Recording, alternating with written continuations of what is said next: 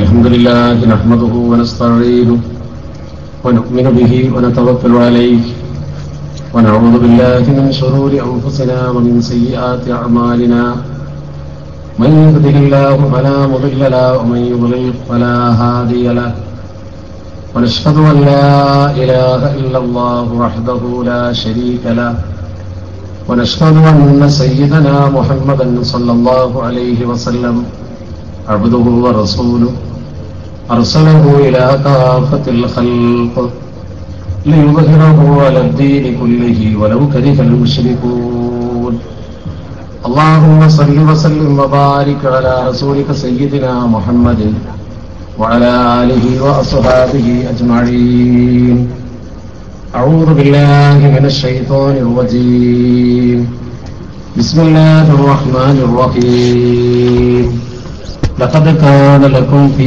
رسول الله أسوة حسنة صدق الله مولانا العلي العظيم. നമ്മുടെ വേദിയുടെ ബഹുമാന്യനായ അധ്യക്ഷനും എൻ്റെ പ്രിയ സുഹൃത്തുമായ കാസിം ഫൈസി, നമ്മുടെ വേദിയിൽ ആസനസ്ഥനായ ബഹുമാന്യനായ സലീം അടക്കര, നമ്മുടെ ഔദ്യോഗിക വേദിയിലുള്ള ജമീഅത്തുൽ മുഅല്ലിമീന്റെ സാരഥികളായ അഭിനന്ദനായ മൊയ്തീൻ മുസ്ലിയാർ, അഭിനന്ദനായ ഹുസൻകുട്ടി മൗലവി, ബഹുമാന്യനായ നമ്മുടെ വേദിയിലെ ഇബ്രാഹിം മുദൂർ സാഹിബ്, കെ എം ഷാഫി സാഹിബ്, അപ്രകാരം തന്നെ ജില്ലാ SKSFന്റെ സാരഥി അഭിനന്ദനായ റഫീഖ് അഹമ്മദ്, അഭിനന്ദനായ ഷഹീർ, അതുപോലെ തന്നെ നമ്മുടെ ജില്ലയിലെ സമസ്ത കേരള സുന്നി വിദ്യാർത്ഥി ഫെഡറേഷന്റെ കർമ്മോത്സുകരായ ഭാരവാഹികൾ, വേദിയിൽ തന്നെ ഒരുപാട് ആളുകളുണ്ട്. സമയത്തിന്റെ പരിമിതി ഓർത്തുകൊണ്ട് ആരെയും അഭിസംബോധന ചെയ്യാതെ നാം നേരിട്ട് എന്റെ വിഷയത്തിലേക്ക് പ്രവേശിക്കാൻ ആഗ്രഹിക്കുകയാണ്.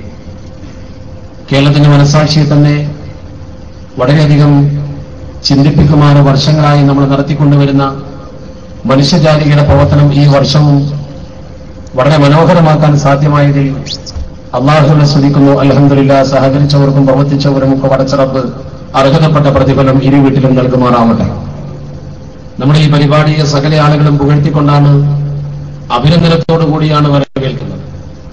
ഇപ്പോൾ തന്നെ പാലക്കാട് ജില്ലയിലെ റാലി കഴിഞ്ഞുകൊണ്ടാണ് ഞാൻ ഈ സമ്മേളനത്തിലേക്ക് അവിടെ പ്രസംഗിച്ച ശേഷമാണ് കടന്നു വരുന്നത്.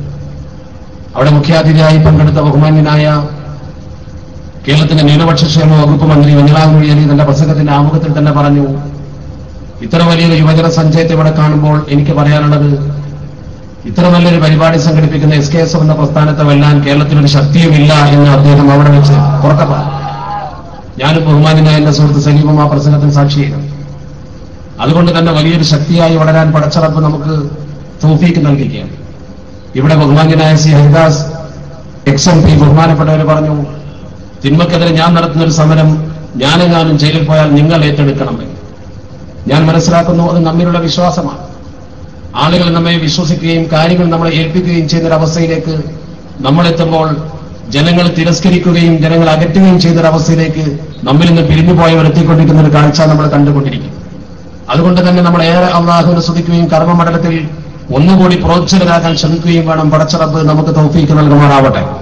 നമ്മളിവിടെ ജാലിയോടനുബന്ധിച്ചുകൊണ്ട് ഈ സന്ധ്യാസമയത്ത് വിശുദ്ധ റബീഇന്റെ പവിത്രത മാനിച്ചുകൊണ്ട് അള്ളാഹുവിന്റെ ഹബീബാകുന്ന നമ്മുടെ മുത്തുനബി അഷ്റഫുൽ ഖൽഖ് മുഹമ്മദ് മുസ്തഫ സ്വല്ലല്ലാഹു അലൈഹി വസല്ലമ തങ്ങളുടെ ജന്മദിനത്തോട് ബന്ധപ്പെട്ടുകൊണ്ടുള്ള ഒരു പരിപാടിയാക്കി മാറ്റുവാൻ, അഥവാ റബീഇന്റെ വസന്തത്തിന്റെ ഭാഗമായി നമ്മൾ ഇതിനൊരു മദഹുർ റസൂൽ ഹബ്ബുർ റസൂൽ വേദിയാക്കുവാനാണ് ശ്രമിച്ചത്. അതും വലിയ പ്രതിഫലാർഹമായ പ്രവർത്തനമാണ്. ഇത്തരമൊരു പ്രവർത്തനത്തിലൂടെ നമുക്ക് ലഭ്യമാകുന്ന ഏറ്റവും വലിയ ഗുണം, ദ്രവിച്ചുകൊണ്ടിരിക്കുന്ന നമ്മുടെ ഈമാൻ ഒന്നുകൂടി ബലപ്പെടുത്തുവാൻ നമുക്ക് സാധിക്കുമെന്നതാണ്. അല്ലാഹുവിന്റെ ദൂതന്റെ സദസ്സം ചെയ്തു പറഞ്ഞു, ഇന്നൽ ഈമാന ലയഖ്ലുഖു ഫീ ഖുലൂബികും കമാ യഖ്ലുഖു ഥറൂ. നിങ്ങൾ ധരിച്ചിരിക്കുന്ന വസ്ത്രങ്ങളൊക്കെ ദ്രവിച്ചു പോകുന്നത് പോലെ നിങ്ങളുടെ മനസ്സിന്റെ അകത്തളത്തിലുള്ള ഈമാൻ ദ്രവിച്ചു പോകുന്ന ഒരു കാലമുണ്ടാകും. നമ്മൾ വലിയ വിശ്വാസികളും മുസ്ലിമീങ്ങളും ഒക്കെയാണെന്ന് അവകാശപ്പെടുമ്പോഴും കാലിക സമൂഹത്തിൽ നടന്നുകൊണ്ടിരിക്കുന്ന പ്രവർത്തനങ്ങൾ നമ്മുടെ മനസ്സുകൾക്ക് ക്ഷതമേൽപ്പിക്കുമ്പോൾ നമ്മുടെ വിശ്വാസത്തിൽ ചോർച്ച സംഭവിക്കുകയും മങ്ങലേറ്റ വിശ്വാസത്തിന്റെ ആളുകളായി ധാരാളം കാലം നമ്മൾ ധരിച്ച വസ്ത്രങ്ങൾ പിന്നീട് ദ്രവിച്ചു പോകുന്നത് പോലെ നിങ്ങളുടെ കൽബിൽ നിന്ന് ഈമാൻ ദ്രവിച്ചു പോവുകയും ചെയ്യും എന്ന് തന്റെ പ്രിയപ്പെട്ട സദസ്സിനെ അഭിസംബോധന ചെയ്തുകൊണ്ട് നബി സല്ലല്ലാഹു അലൈഹി വസല്ലമ തങ്ങൾ പറയുമ്പോൾ അതിന്റെ പ്രതിവിധിയും നബി തങ്ങൾ പറഞ്ഞു കൊടുത്തു, ഫസലുല്ലാഹ അയ്യുജദ്ദിദുൽ ഈമാന ഫീ ഖുലൂബികും ഖാല റസൂലുള്ളാഹി സ്വല്ലല്ലാഹു അലൈഹി വസല്ലം. നിങ്ങളുടെ മനസ്സിലുള്ള ഈമാനിനെ പുതുക്കി കിട്ടുന്നതിന് വേണ്ടി നിങ്ങൾ പടച്ച റബ്ബിനോട് ചോദിക്കണമെന്നാണ് ഹദീസ്. ഇത്ര നല്ല ഒരു മജ്ലിസ്, പ്രവാചക സ്മരണ പുതുക്കുന്ന മജ്ലിസ്, ദിക്റിന്റെ മജ്ലിസ്, സ്വലാത്തിന്റെ മജ്ലിസ്, സ്വാലിഹീങ്ങൾ ഒരുമിക്കുന്ന മജ്ലിസ്, അത് മനുഷ്യന്റെ മനസ്സിലെ ഈമാനിനെ വർദ്ധിപ്പിക്കുന്ന, പുതുക്കുന്ന മജ്ലിസാണ്. അതാണ് നമ്മുടെ പൂർവികർ നമുക്ക് നൽകിയ പാഠം. അതുകൊണ്ടാണ് വിശുദ്ധ റബീഉ വരുമ്പോൾ ഒരു വസന്തം പോലെ ജനങ്ങൾ അതിനെ വരവേറ്റുകൊണ്ട് ഇത്തരം നല്ല പ്രവർത്തനങ്ങൾ സംഘടിപ്പിക്കുന്നത്. ഇന്ന് നമ്മുടെ സമൂഹത്തിൽ നിരന്തരമായി ബോർഡുകൾ എഴുതുകയും നോട്ടീസ് ഇറക്കുകയും ചെയ്തുകൊണ്ട് സമൂഹത്തിൽ വളരെ വലിയ ഒരു ചർച്ചാ വിഷയമാക്കി ഇതിനെ മാറ്റിക്കൊണ്ട്, പണ്ട് കാലത്ത് ഈ പ്രവർത്തനമുണ്ടോ? നബി തങ്ങളുടെ കാലഘട്ടത്തിൽ ചെയ്തിട്ടുണ്ടോ? ആരാണ് ഇതുണ്ടാക്കിയത്? വർഷങ്ങൾക്ക് ശേഷം കടന്നു വന്നതല്ലേ ഇത്തരം ആഘോഷങ്ങൾ എന്നൊക്കെ ചോദിച്ചുകൊണ്ട് നമ്മുടെ സമൂഹത്തിന് മുമ്പിൽ പുതിയ പുതിയ സംശയത്തിന്റെ നാമ്പുകൾ ജനിപ്പിക്കുന്ന പ്രിയപ്പെട്ട സുഹൃത്തുക്കളും സഹോദരങ്ങളുമുണ്ട്. ഞാൻ അവരെ വേദനിപ്പിക്കുവാനോ ആക്ഷേപിക്കുവാനോ ആഗ്രഹിക്കുന്നില്ലെങ്കിലും നമ്മൾ തന്നെ അതേക്കുറിച്ച് ഒന്നുകൂടി തെറ്റിപ്പെടാൻ വേണ്ടി ഒന്ന് രണ്ട് കാര്യങ്ങളാണ് ആമുഖത്തിൽ സൂചിപ്പിക്കാൻ ആഗ്രഹിക്കുന്നത്. സമസ്ത കേരള ജംഇയ്യത്തുൽ ഉലമ നമുക്ക് പകർന്നു തന്ന ഒരു ആശയമുണ്ടല്ലോ, അഹ്ലുസ് സുന്നത്തി വൽ ജമാഅയുടെ ആശയം. ആ ആശയത്തിന്റെ അടിത്തറ തന്നെ മാനിക്കേണ്ടവരെ മാനിക്കുകയും ആദരിക്കേണ്ടവരെ ആദരിക്കുകയും ചെയ്യുക എന്നാണല്ലോ. നബി സല്ലല്ലാഹു അലൈഹി വസല്ലമ തങ്ങൾ ജീവിച്ചിരിക്കുന്ന കാലത്ത് നബി തങ്ങൾ ഇത്തരം മദ്ഹ് ഗാനങ്ങൾ ആലപിക്കുന്ന ആളുകളോട് എന്ത് സമീപനമാണ് സ്വീകരിച്ചത് എന്നതല്ലേ നമ്മൾ ചിന്തിക്കേണ്ടത്. അള്ളാഹു നമുക്ക് നൽകിയ വലിയ അനുഗ്രഹമല്ലേ പ്രവാചകന്റെ സാന്നിധ്യം. ആ സാന്നിധ്യത്തെ വരവേറ്റുകൊണ്ട് നമ്മുടെ സമൂഹത്തിൽ അത്തരം ഒരു പ്രഖ്യാപനം നടത്തുമ്പോൾ നബി തങ്ങൾ മദീനത്ത് വരുമ്പോൾ തൊള അൽ ബദ്ർ ചൊല്ലുകൊണ്ട് സ്വീകരിച്ച ഒരു സ്വഹാബത്തിന്റെ കാലഘട്ടം ഉണ്ടായിരുന്നല്ലോ. ദഫ്മുട്ടി നബി തങ്ങളെ സ്വീകരിച്ചുകൊണ്ട് ഗാനാലാപനം നടത്തിയ ആളുകളോട് നമ്മുടെ പ്രിയപ്പെട്ട പ്രവാചകർ അത് നിർത്തിവെക്കണം എന്നാവശ്യപ്പെടുകയുണ്ടായതായി ചരിത്രത്തിൽ എവിടെയുമില്ലല്ലോ. നബി തങ്ങളെ ആക്ഷേപിച്ചുകൊണ്ട് പലരും കവിത എഴുതുമ്പോൾ അവർക്ക് മറുപടി പറയുവാൻ വേണ്ടി നബി തങ്ങൾ സന്തോഷത്തോടുകൂടി അംഗീകരിച്ചിരുന്നൊരു വ്യക്തിത്വമായിരുന്നല്ലോ ബഹുമാനപ്പെട്ട ഹസ്സാൻ ഇബ്നു സാബിത്ത് റളിയല്ലാഹു തആല അൻഹു എന്ന പ്രവാചക കവി. ഷാഇറെ റസൂൽ എന്ന് ചരിത്രം പറഞ്ഞ, ഷാഇറുർ റസൂൽ എന്ന് അറബി ചരിത്രകാരന്മാർ ഉദ്ധരിച്ച അല്ലാഹുവിന്റെ തിരുദൂതരുടെ ഷാഇർ, പ്രവാചക കാവ്യം സമൂഹത്തിന് സമർപ്പണം ചെയ്ത മഹാൻ.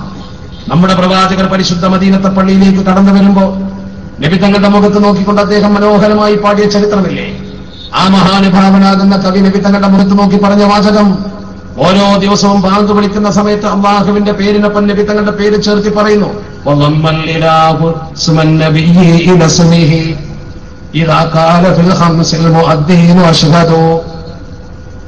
അഷ്ഹദു എന്ന് മുഅദ്ദിൻ പറയുമ്പോൾ അതിന്റെ കൂടെ അള്ളാഹുവിന്റെ പേരിന്റെ ശേഷം നബിയെ താങ്കളുടെ പേര് ചേർത്തുകൊണ്ട് പറയുന്നുണ്ട്.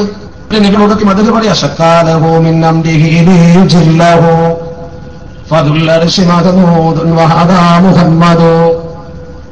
നബി തങ്ങൾ ഹസ്സാൻ ഇബ്നു സാബിത്ത് റളിയല്ലാഹു തആല അൻഹുവിനോട് ഉടനെ നിർത്തിവെക്കണമെന്ന് പറയണ്ടേ പറഞ്ഞതായി ചരിത്രത്തിൽ രേഖയുണ്ടോ? നബി തങ്ങൾ അതിനെ നിരുത്സാഹപ്പെടുത്തിയില്ലെന്ന് മാത്രമല്ല പ്രോത്സാഹിപ്പിച്ചതിന് തെളിവുകളുണ്ട് താനും. ആ മഹാനായ കവിയുടെ കൈ പിടിച്ചുകൊണ്ട് നബി തങ്ങൾ പള്ളിയിൽ മിഹ്റാബിന്റെ സമീപത്തിൽ ഇരിപ്പിടം ഒരുക്കി കൊടുത്തുകൊണ്ട് അവിടെ ഇരിക്കാൻ പറയുകയും ദേഹത്തെ സ്പർശിച്ചുകൊണ്ട് അല്ലാഹുമ്മ അയ്യിദുഹു ബിറൂഹിൽ ഖുദ്സി, പടച്ചവനെ പരിശുദ്ധാത്മാവ് കൊണ്ട് നീ ഇദ്ദേഹത്തെ പരിപോഷിപ്പിക്കണമേ എന്ന് പ്രാർത്ഥിക്കുകയും ചെയ്തു ചരിത്രം പറയുന്നു. അപ്പോൾ നബി തങ്ങൾ ചെയ്ത ഈ പ്രവർത്തനം മദ്ഹിനെ പ്രോത്സാഹിപ്പിക്കലോ നിരുത്സാഹപ്പെടുത്തലോ? നബി തങ്ങളുടെ കാലത്ത് മദ്ഹ് പറഞ്ഞിട്ടുണ്ടോ പാടിയിട്ടുണ്ടോ എന്ന് ചോദിക്കുന്ന പ്രിയ സഹോദരങ്ങൾ ഒന്ന് വിലയിരുത്തുന്നത് നല്ലതല്ലേ? അള്ളാഹുവിന്റെ തിരുദൂതർ ഇസ്ലാമിക സമൂഹത്തിന് ദ്രോഹമുണ്ടാക്കിയ ചില ആളുകൾക്കെതിരെ വിശുദ്ധമായ മക്ക ഫതഹാകുന്ന ദിനത്തിൽ ലുക്കൌട്ട് നോട്ടീസ് ഇറക്കി. പോലീസുകാർ പിടികിട്ടാപ്പുള്ളിയിറക്കി ലുക്കൌട്ട് നോട്ടീസ് ഇറക്കും പോലെ ഇന്നവരെ പിടികിട്ടിയാൽ ശിക്ഷിക്കുമെന്ന് പറഞ്ഞു. ആ കൂട്ടത്തിൽപ്പെട്ട പ്രമുഖരുടെ തലപ്പത്തുണ്ടായിരുന്ന ഇക്രിമത്ത് ബിൻ അബീ ജഹൽ, പിന്നെ ഉണ്ടായിരുന്ന കഅബ് ബിൻ സുഹൈർ, അവരൊക്കെ ഒളിച്ചോടിപ്പോയി പേടിച്ചു. പക്ഷെ അവരാഗ്രഹിച്ചതുപോലെ അല്ലെങ്കിൽ ഭയപ്പെട്ടതുപോലെ അല്ല മക്കത്ത് നടന്നത്. വിശുദ്ധ മക്കയിൽ നടന്നത് അള്ളാഹുവിന്റെ ദീനിനോട് എതിര് ചെയ്ത ആളുകൾക്കൊക്കെ നബി തങ്ങൾ അവസരം കിട്ടിയപ്പോൾ ശിക്ഷയല്ല കൊടുത്തത്, മാപ്പാ കൊടുത്തത്. ഇത് ദൂരെ നിൽക്കുന്നവരെ ചിന്തിപ്പിച്ചു. അവരിൽ പലരും തിരിച്ചു വന്നു. വഴശിക്ക് മാപ്പ് കൊടുത്തു, ഹിന്ദുന് മാപ്പ് കൊടുത്തു. ഈ വിവരം കേട്ടുകൊണ്ട് ബഹുമാന്യനായ കഅബ് എന്ന് പറയുന്ന ഈ കവി തന്റെ പ്രിയപ്പെട്ട സഹോദരനെ നബി തങ്ങളുടെ ധന്യമായ സദസ്സിലേക്ക് അയച്ചു. ഇത്രമേൽ ക്രൂരമായ പാട്ട് എനിക്ക് മാപ്പുണ്ടോ എന്ന് അന്വേഷിക്കാൻ. അന്വേഷണാത്മകമായി അയച്ച ഈ ചെറുപ്പക്കാരൻ നബി തങ്ങളുടെ സദസ്സിൽ വന്നുകൊണ്ട് ചോദിച്ചു, നബിയെ എന്റെ സഹോദരന് മാപ്പ് കൊടുക്കുമോ? മാപ്പ് കൊടുക്കുമെന്ന് പറഞ്ഞപ്പോൾ ബഹുമാന്യനായ അള്ളാഹുവിന്റെ പരിശുദ്ധ ഹബീബിന്റെ ഈ വാക്ക് വിശ്വസിച്ചുകൊണ്ട് തന്റെ പ്രിയപ്പെട്ട സഹോദരന് ഈ കാര്യം അറിയിച്ചു കൊടുക്കുന്നതിന് വേണ്ടി പോയി. കഅബ് റളിയല്ലാഹു തആല അൻഹുവിനെ ഈ വിവരം ധരിപ്പിച്ചു കൊടുത്തപ്പോഴോ നല്ല മനോഹരമായ ഒരു കവിത എഴുതിയുണ്ടാക്കി നബി സദസ്സിലേക്ക് കടന്നു വന്നു. മദീനത്തെ പള്ളിയിൽ നബി സദസ്സിൽ ചമ്രം പടിഞ്ഞിരുന്നു കൊണ്ട് മനോഹരമായി പാടി. ആ പാട്ടിൽ അദ്ദേഹം പറഞ്ഞു, നബി തങ്ങൾ വല്ലാതെ മാപ്പ് നൽകുന്നവനാണ്. നബി തങ്ങളെ പുകഴ്ത്തിയതിന്റെ പാരമ്പര്യത്തിൽ പറഞ്ഞു, അന്ന റസൂലല്ലാഹി അവദനി വൽഅത്ഫു ഇൻദ റസൂലില്ലാഹി മഖ്ബൂലു. ഈ ഗാനം ഒന്ന് കേൾക്കുമ്പോൾ പരിശുദ്ധ ഹബീബ് എന്താ ചെയ്തത്? നിർത്തിവെക്കാൻ പറഞ്ഞോ? ഇങ്ങനത്തെ മദ്ഹ് പാട്ട് പാടരുത് എന്ന് പരിശുദ്ധ തിരുദൂതർ പറഞ്ഞോ? പറയുന്നതിന് പകരം വിശുദ്ധ പ്രവാചകർ ചെയ്ത പ്രവർത്തനം എന്താ? തന്റെ തോളത്ത് കിടക്കുന്ന ഒരു പുതുപ്പെടുത്തുകൊണ്ട് ഷാൾ അണിയിച്ചുകൊണ്ട് അംഗീകാരം ചാർത്തി എന്ന് ചരിത്രം പറയുന്നു. മദ്ഹ് പാടാമോ? മദ്ഹ് പാടാമോ എന്നതിനെ കുറിച്ച് ചിന്തിച്ചു നോക്ക്. അപ്പോൾ പിന്നെ നമ്മുടെ സമൂഹത്തിൽ പിറകെ ഒരു ചർച്ച കൊണ്ടുവന്നു. നബിതങ്ങളെ പുകഴ്ത്തിക്കൊണ്ട് മദ്ഹ് ഗാനം ആലപിക്കുന്നതോ പ്രസംഗിക്കുന്നതോ അല്ല കുഴപ്പം. അതിൽ നബിതങ്ങളോട് നേരിട്ട് സഹായാർത്ഥന നടത്തുന്ന ഒരു വചനമുണ്ട്. നബിതങ്ങളോട് നേരിട്ട് ചോദിക്കുന്ന ചില വാക്കുകളുണ്ട്. അള്ളാഹുവിന്റെ പരിശുദ്ധ ഹബീബിനോട് നമ്മൾ നേരിട്ട് ചോദിക്കുക എന്ന് പറയുമ്പോൾ ശഫാഅത്ത് ചോദിക്കും, സഹായം ചോദിക്കും. അത് സ്വാഭാവികമല്ലേ? ഉലൂഹിയത്ത് കൽപ്പിക്കാതെ ഏതെങ്കിലും ഒരു വ്യക്തിയോട് നമ്മൾ സഹായം ചോദിച്ചാൽ എന്താണ് അതിന് കുഴപ്പമുള്ളത്? അവിടെ എവിടെയാണ് പാളിച്ചയുള്ളത്? ഉലൂഹിയത്ത് കൽപ്പിച്ചുകൊണ്ട് ദിവ്യത്വം കൽപ്പിച്ചുകൊണ്ട് ചോദിക്കുമ്പോഴല്ലേ പ്രശ്നമുള്ളൂ. നബിതങ്ങളോട് സ്വഹാബത്തിന്റെ കാലഘട്ടത്തിൽ ശഫാഅത്ത് ചോദിച്ചിട്ടില്ലേ? സഹായം ചോദിച്ചിട്ടില്ലേ? നബിതങ്ങളോട് നേരെ വന്നുകൊണ്ട് അസ്അലുക്കൽ മുറാഫഖത ഫിൽ ജന്ന, സ്വർഗ്ഗത്തിൽ അങ്ങയോടൊപ്പം എനിക്ക് സ്ഥാനം വേണമെന്ന് ചോദിച്ച സഹായിയോട് എന്താ പറഞ്ഞത്? പണിയായിയോട് അഴിന്നീ ബിസുജൂദ്, നീ സുജൂദ് നിസ്കരിച്ചോ, ഞാൻ സഹായിക്കാം നിന്നെ, നീ എന്നെയും സഹായിക്കും, നമുക്ക് നോക്കാമെന്നാ പറഞ്ഞത്. സവാദ് ഇബ്നു കാലിബ് എന്ന് പറയുന്ന വലിയ വിവരമൊന്നുമില്ലാത്തൊരു ഗ്രാമവാസി വന്നുകൊണ്ട് നബി തങ്ങളെ മുഖത്ത് നോക്കി ഇതേപോലെ മനോഹരമായ ഒരു ആഗ്രഹ പ്രകടനം നടത്തിയത് ചരിത്രത്തിലുണ്ടല്ലോ. അയാൾ ആദ്യം രണ്ടുപേരും നബി തങ്ങളെ നന്നായി പുകഴ്ത്തി, പിന്നെ തന്റെ ആഗ്രഹം പറഞ്ഞു. നബി തങ്ങളോട് അയാൾ ആദ്യമായി നബി തങ്ങളെ പുകഴ്ത്തിക്കൊണ്ട് പറഞ്ഞു, വഅശ്ഹദു അന്നല്ലാഹ ലാ റബ്ബ ഗൈറഹു വഅന്നക മഅ്മൂറുൻ ലഅകുൽ ഗായിബി വഅന്നക അദ്നൽ മുർസലീന വസീലതൻ ഇലല്ലാഹി യബ്നൽ അക്രമീനിൽ ത്വായിബി. ആ രണ്ട് വരിയിലൂടെ നബി തങ്ങളെ പുകഴ്ത്തിക്കൊണ്ട് അദ്ദേഹം പിന്നെ പറഞ്ഞ വാചകം, ഫകുല്ലി ശഫീഅൻ യൗമ ലഅഹു ശഫാഅതി സിവാക ബിമുഅ്നിൻ അൻ സവാദി ബിനി ഖാരിബി. ഫകുല്ലി ശഫീഅൻ, എനിക്കങ്ങ് ശഫാഅത്ത് ചെയ്യണേ. യൗമ ലഅഹു ശഫാഅത്തിൻ, ഒരു ശഫാഅത്തും കിട്ടാത്ത കാലത്ത്, ഒരു ശഫാഅത്തും ഇല്ലാത്ത സമയത്ത്, ഒരു ശഫാഅത്തും കിട്ടാതെ മഅ്ശറ അവൻ സഭയിൽ നിൽക്കുമ്പോ ഫകുല്ലി ശഫീഅൻ, നിങ്ങൾ എനിക്ക് ശഫാഅത്ത് ചെയ്യണേ. ഇത് പറഞ്ഞ സവാദ് ഇബ്നു കാലിബിനോട് നബി തങ്ങൾ ചെയ്യൂല എന്ന് പറഞ്ഞോ? അങ്ങനെ ചോദിക്കാൻ പാടില്ല എന്ന് പറഞ്ഞ ചരിത്രത്തിന്റെ രേഖ വല്ലതുണ്ടോ? അതേ വാചകം തന്നെയല്ലേ നമ്മൾ മൗലൂദ് ഓതുന്നത്, അശ്ശഫാഅത ഹബ്ലനാ ഫിൽ ഖിയാമത്തി മുശ്ഫിഖ വഅഗ്ലനാ ഇല്ലായ സയ്യിദി ഖൈറൻ നബി അസ്സലാത്തു അലൻ നബി.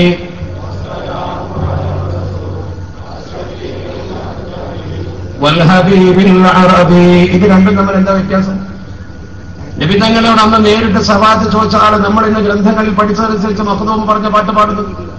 ഇത് രണ്ടും നമ്മൾ എവിടെയാ വൈജാത്യം ഉണ്ടാകുന്നത്? സവാത്ത് ചോദിച്ചു എന്നാണോ കുറ്റം? എന്നാൽ ആദ്യം മുശ്രിക്കായി കാഫിറായി നരകത്തിന്റെ അടിത്തട്ടിലേക്ക് പോകേണ്ട പ്രധാനപ്പെട്ട വ്യക്തികളുടെ ഒന്നാം സ്ഥാനത്ത് ലോക പ്രശസ്ത ബുദ്ധിജീവിയും ചിന്തകനും പണ്ഡിതനായ ഇമാം അബൂ ഹനീഫ റഹിമഹുല്ലാഹി അലൈഹി തങ്ങളുണ്ടാവും. നഊദുബില്ല. ഇമാം അബൂ ഹനീഫ തങ്ങളുടെ റൗദന്റെ മുമ്പിൽ വന്നിട്ട് കരഞ്ഞിട്ട് പാടിയ പാട്ടുണ്ട്. അത്ര വലിയ തവസ്സുള്ള ബൈത്ത് വേറെ ഏതാ ചരിത്രത്തിലുള്ളത്? ഇമാം ബൂസരി തങ്ങളുടെ പുറത്തേൽ പോലും അത്ര ഗൗരവത്തിൽ പറഞ്ഞിരിക്കണമെന്ന് എനിക്ക് തോന്നുന്നില്ല. ഇമാം അബൂ ഹനീഫ തങ്ങളുടെ റൗദന്റെ അടുത്ത് വന്നിട്ട് പാടുകയാണ്, യാ സയ്യിദ സാദാതി ജിതുക ഖാസിദ അർജു റിദാക വഹ്തബി ബിഹിമാക.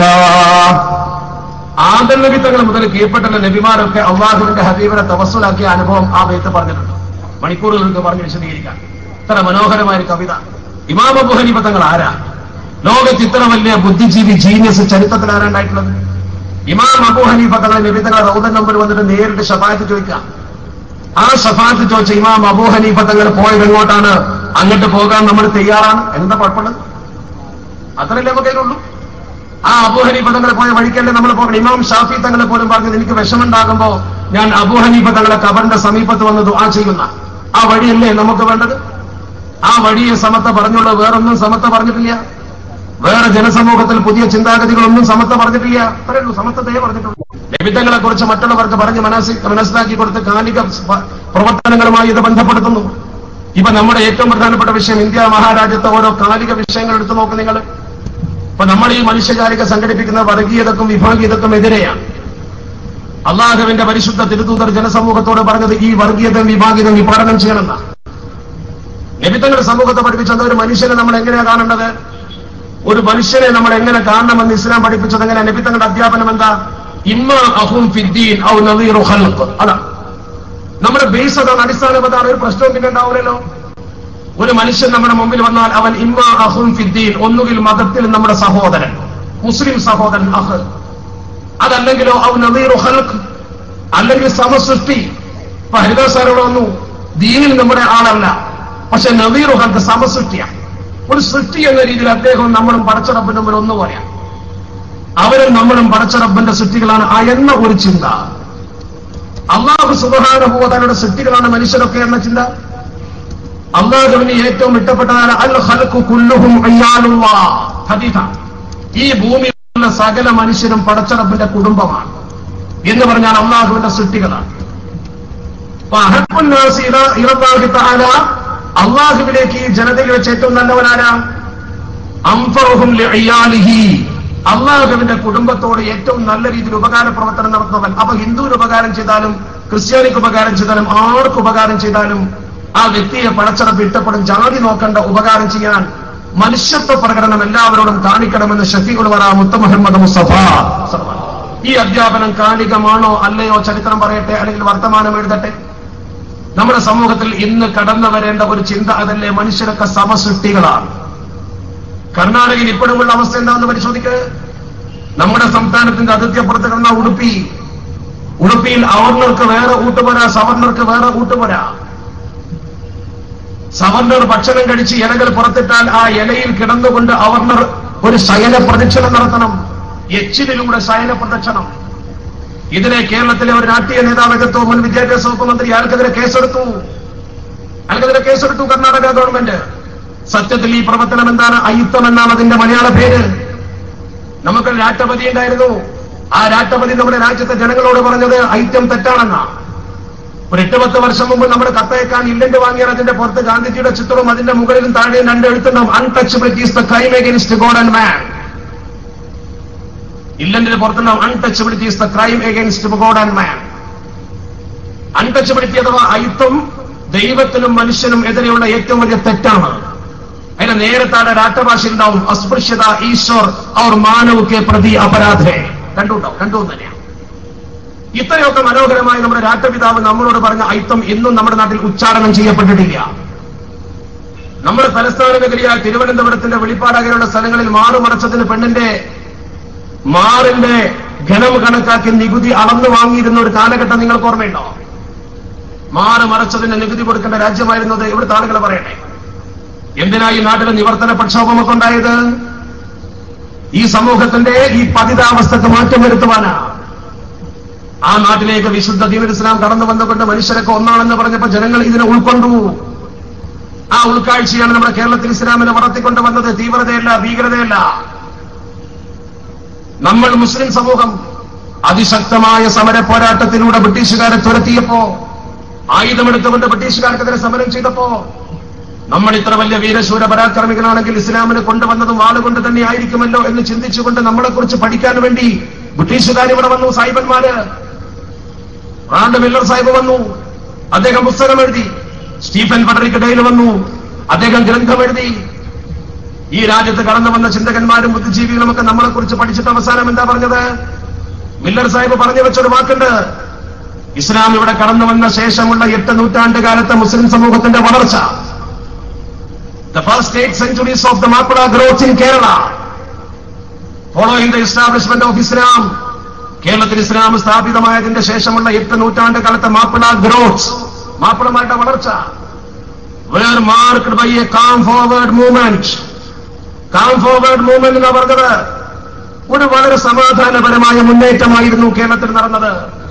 അദ്ദേഹം ഒരു വാചകം കൂടി കൂട്ടിച്ചേർത്ത്, വിത്തൗട്ട് അഡോപ്റ്റിംഗ് എനി ജിങ്കോയിസ്റ്റിക് മെത്തേഡ്. ഒരു മനുഷ്യനും വെറുപ്പിക്കുന്ന ഏർപ്പാട് സ്വീകരിക്കാത്ത മനോഹരമായ കടന്നുവരമാണ് ഇസ്ലാമിലൂടെ കടന്നു വന്നത് എന്ന് മില്ലർ സാഹിബ് തന്റെ പുസ്തകത്തിൽ എഴുതി വെച്ചിരിക്കുന്നു. ഇപ്പോഴും മാർക്കറ്റിൽ വാങ്ങാൻ കിട്ടും. ബ്രിട്ടീഷുകാരൻ എഴുതിയത് വായിച്ചു നോക്കിയാൽ പറ്റും. ആര് പറഞ്ഞു ഇസ്ലാം തീവ്രമായിട്ടാണ് വളർന്നതെന്ന്? ആര് പറഞ്ഞു ഇസ്ലാം ഭീകരമായിട്ടാണ് വന്നതെന്ന്? നമ്മുടെ പ്രവാചകർ പറഞ്ഞു, ലൈസ മിന്നാ മൻ ദഅ ഇലാ സബിയ്യ, വർഗീയതയിലേക്ക് ക്ഷണിക്കുന്നവൻ നമ്മളിൽപ്പെട്ടവനല്ല, വർഗീയതയ്ക്ക് വേണ്ടി നിലകൊള്ളുന്നവൻ നമ്മളിൽപ്പെട്ടവനല്ലെന്ന് ഷഫീഉൽ വറ മുഹമ്മദ് മുസ്തഫ സ്വല്ലല്ലാഹു അലൈഹി വസല്ലം. ഈ അധ്യാപനം കാലികമാണോ അല്ലയോ ചിന്തിക്കൂ നിങ്ങൾ. 14 മുമ്പ് പറഞ്ഞ ഈ വാചകം ഇന്ന് പ്രസക്തമല്ലേ? നമ്മുടെ നാട്ടിൽ ഇപ്പോൾ ഡൽഹിയിൽ ഒരു പെൺകുട്ടി പിച്ചി ചീന്തി എറിയപ്പെട്ടു. നമ്മളൊക്കെ ചർച്ച ചെയ്തു. രാജ്യം തലകുനിച്ചു, മാനം കെട്ടു എന്നൊക്കെ പത്രപ്രവർത്തകർ എഴുതി. നമ്മുടെ രാജ്യത്തിന്റെ മാനം പോയി എന്ന് രാജ്യാന്തര ചർച്ചയുണ്ടായി. ഇന്റർനാഷണൽ ചർച്ച, നാഷണൽ അല്ല, ഇന്റർനാഷണൽ. നമ്മളതിന്റെ മറുവശം ഒന്നും ചിന്തിച്ചിട്ടുണ്ടോ? അതിന്റെ നേരെ ഒരു മറുവശം, ആ പെൺകുട്ടി മാനഭംഗപ്പെടുത്തപ്പെട്ട പ്രവർത്തനം ഒരിക്കലും ന്യായീകരിക്കാൻ പറ്റിയതല്ല. 6 ചെറുപ്പക്കാർ ചെയ്ത പ്രവർത്തനം മനുഷ്യത്വപരമല്ല. പക്ഷെ അതിന്റെ ഒരു മറ്റൊരു വശം നിങ്ങൾ ചിന്തിച്ചു നോക്ക്. ഈ പെൺകുട്ടി മാനഭംഗപ്പെടുത്തപ്പെടുന്നത് രാത്രി 9 മണിക്കു ശേഷമാണ്. അതുവരെ അവൾ എവിടെയായിരുന്നു? സിനിമാ തിയേറ്ററിലായിരുന്നു. ആരുടെ കൂടെയാണ് അവൾ പോയത്? ഒരു കേവലം ബോയ് ഫ്രണ്ടിന്റെ കൂടെ. ആരാന്റെ കൂടെ? ഡൽഹിയിൽ ആ പെൺകുട്ടി ഫിസിയോതെറാപ്പി എന്ന പാരാമെഡിക്കൽ സയൻസിൽ പഠിക്കുന്ന കുട്ടി ഏതോ ചെറുപ്പക്കാരന്റെ കൂടെ സ്നേഹം നടിച്ചുകൊണ്ട് സിനിമക്ക് പോകുന്നു രാത്രിയിൽ. ഇസ്ലാമിക കുടുംബത്തിന്റെ പരിപ്രേക്ഷ്യത്തിൽ ചിന്തിച്ചു നോക്കൂ, ആ പെണ്ണ് ചെയ്തത് ശരിയുണ്ടോ? എന്നെ സ്നേഹിക്കുന്നേ, ശ്രമിക്കുന്ന പ്രിയപ്പെട്ട മുസ്ലിം സഹോദരങ്ങളെ തെറ്റിദ്ധരിക്കരുത്. ഇസ്ലാമിന്റെ കാഴ്ചപ്പാടനുസരിച്ച് ഒരു പെണ്ണുക്ക് അങ്ങനെ ഇറങ്ങി നടന്നുകൂടാ. അവൾക്ക് പോകാം, പ്രവർത്തിക്കാം, അതിന് പരിധിയുണ്ട്, പരിമിതിയുണ്ട്, അതിന് നിബന്ധനകളുണ്ട്. പോകരുതെന്നല്ല. രാത്രി ഈ പെൺകുട്ടി ആരാന്റെ കൂടെ ഇറങ്ങിപ്പോയതും അങ്ങനെ ഒരു കല്ല് കുടിച്ച് കൂത്താടുന്ന ആളുകളും സഞ്ചരിക്കുന്ന ഒരു ബസ്സിൽ കയറിയതും ആർക്ക് പ്രൊട്ടക്ഷൻ കൊടുത്ത് നിർത്താൻ കഴിയുന്ന ഏർപ്പാടാ? ഇവിടെ പെൺകുട്ടികൾ പരിശുദ്ധ ദീനുൽ ഇസ്ലാമിന്റെ കാഴ്ചപ്പാട് പഠിക്കണ്ടേ? അള്ളാഹുവിന്റെ പരിശുദ്ധ തിരുദൂതർ പറഞ്ഞു, സൻആ മുതൽ ഹദറമൗത്ത് വരെ, സൻആ മുതൽ ഹദറമൗത്ത് വരെ ഒരു പെൺകുട്ടിക്ക് ആരെയും പേടിക്കാതെ നടക്കാൻ പറ്റുന്ന ഒരു കാലഘട്ടം വരും എന്ന് ഇസ്ലാമിന്റെ സമൂഹത്തോട് പറഞ്ഞില്ലേ? ആരോടാ പറഞ്ഞത്? ഇസ്ലാമിക സമൂഹത്തിന്റെ ജാജ്വല്യമാനമായ ചരിത്രം പഠിക്കണം. കൈബാലയത്തിന്റെ സമീപത്ത് വെച്ച് ശത്രുക്കൾ അടിച്ച് ബോധം കെടുത്തിയിട്ട് ഒരു മനുഷ്യനോട്, ആ ബോധം കെടുത്തിയിട്ട് മനുഷ്യനോട് നബി തങ്ങൾ പറഞ്ഞു കൊടുത്തു, ലഖദ് കാന മൻ ഖബലക്കും, നിങ്ങൾക്ക് മുമ്പ് ഇവിടെ ആളുണ്ടായിരുന്നു ഹബ്ബാവേ, നീ കരയരുത്. ആ മനുഷ്യന്മാർ ഇസ്ലാം മതം വിശ്വസിച്ചു കഴിഞ്ഞാൽ അവന് വേണ്ടി ഫയൂഫറു ലഹു, അവന് വേണ്ടി ഒരു കുഴി കുടിക്കും, കുഴിയിലിറക്കി നിർത്തും. എന്നിട്ട് ആ കുഴി മണ്ണിട്ട് മൂടി തല മാത്രം പുറത്ത് ഫയൂദ അലാ റഅസി, അവന്റെ തലയിൽ വാള് കൊന്നു വന്നു വെക്കും. ഫയുജഅലു നിസ്ഫൈൻ, എന്റെ പൊടിയാക്കും. അല്ലെങ്കിൽ ആ മനുഷ്യനെ പിടിച്ചുകൊണ്ട് വന്നു യുംശതു ബി അംശാത്തിൽ ഹദീദ്, ഇരുമ്പിന്റെ ചീർപ്പ് കൊണ്ട് ഇങ്ങനെ വാരും. മാദൂന ലഹ്മിഹി വഅദമിഹി, എല്ല് മാംസം ഇങ്ങനെ കീച്ചളി, ജീവനോടെ മാന്ത, എല്ല് കീഴ്ച മാംസം അടിക്കുക. ആലോചിക്കണം, അറുത്തിട്ട മൃഗത്തെ ചെയ്യുന്ന പോലെ പ്രവർത്തനം. മാ യസുദ്ദുഹു ദാലിക അൻ ദീനില്ലാഹ്. ഇതുകൊണ്ടൊന്നും ജനങ്ങൾ ഇസ്ലാം എന്ന് മാറിപ്പോയിട്ടില്ല ഹബ്ബ. നീ മനസ്സിലാക്കിക്കോ, സൻആ മുതൽ ഹദറമൗത്ത് വരെ ഒരു പെണ്ണിന് ചെന്നായല്ലാതെ പേടിക്കേണ്ട അവസ്ഥ ഉണ്ടാവില്ല. അവിടെ ഒരു മനുഷ്യ ചെന്നായ്ക്കളും ഉണ്ടാകില്ലെന്ന് പരിശുദ്ധ പ്രവാചകർ പറഞ്ഞു. എന്തേ കാരണം? ഒരു പെണ്ണിനെ ഒന്ന് കണ്ണെടുത്ത് നോക്കാൻ പോലും ഭയപ്പെട്ട സ്വഹാബത്തിന്റെ കാലഘട്ടം പഠിച്ചില്ലേ നമ്മൾ? ആ നാൾ സൻആ മുതൽ ഹദറമൗത്ത് എന്ന് പറയുമ്പോൾ കാശ്മീർ ടു കന്യാകുമാരി എന്ന് മനസ്സിലാക്കിക്കോ. എന്തേ അത്തരം ഒരു നല്ല സ്ഥിതിവിശേഷം ഇസ്ലാം ലോകത്ത് കാഴ്ചവെച്ചു? കാരണം എന്താ? കാരണം മറ്റൊന്നുമല്ല, പടച്ചറബിനെ പേടിച്ചിട്ട് നാളെ ശിക്ഷ കിട്ടുമെന്ന മനുഷ്യന്റെ ഭയം. സന്ദർഭത്തിന്റെ അപചയം കൊണ്ട് വ്യഭിചാരത്തിലേക്ക് ചാടി വീണവർ പോലും തൊഹിർനി യാ റസൂലല്ലാഹ്, എന്നെ ഒന്ന് ശുദ്ധീകരിക്കണേ എന്ന് പറഞ്ഞുകൊണ്ട് കടന്നു വന്ന മായിസ് മാലിക്കിന്റെ ചരിത്രമില്ലേ?